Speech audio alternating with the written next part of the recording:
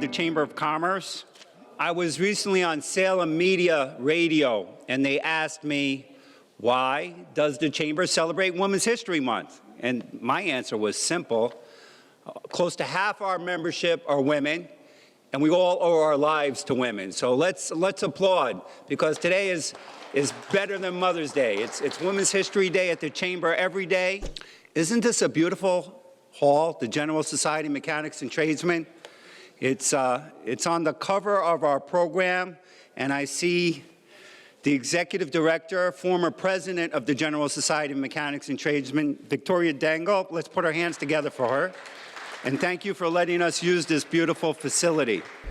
We have a database of 30,000 different business and civic leaders that we communicate on a daily basis.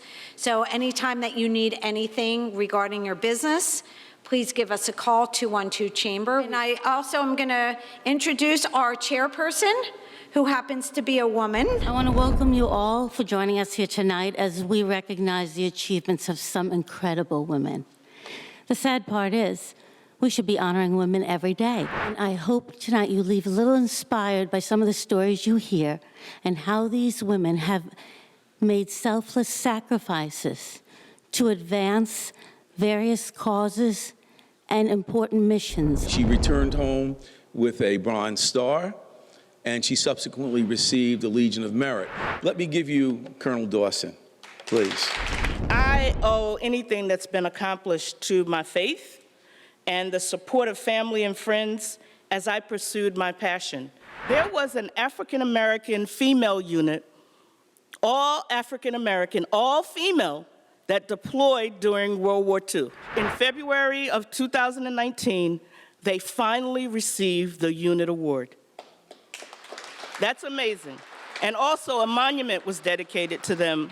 For your dedication and service to protecting our freedom and rights, we commend you. Let's hear it for Colonel Dawson. And it's just an amazing time to be a woman who specifically in business. So the governor and the lieutenant governor are really working hard to work with the business community. And Elizabeth has been a champion in making sure that women's rights and the equality of women is really in this conversation. For her dedication and service to our entire workforce. We're creating jobs. The governor's doing everything he can to create jobs. And that's what the Chamber of Commerce is all about. Thank you. Thank you. I just want to urge, especially the women in the room, but the men too. We all have a responsibility to bring up the next person behind us. So make it a point to identify and then nurture the person that's coming behind you, because that is what will keep our world moving forward and hopefully in prosperity and happiness, which I think we all need in this particular time. For helping to make our environment friendly and safe for our future generations, thank you so much. Thanks, Mark.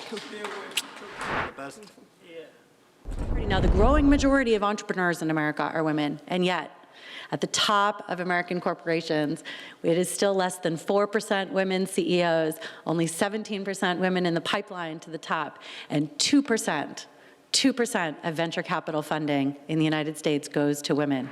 So in this Women's History Month, and really every month, I hope that all the women in this room and all the men in this room will think about those contrasts and those realities, think about the privilege and the power and the potential that all of us have because we are here, and ask what we can do to close those gaps. You've heard it before, her leadership and advocacy on diversity and women's issues. Let's put our hands together for Lauren Leder.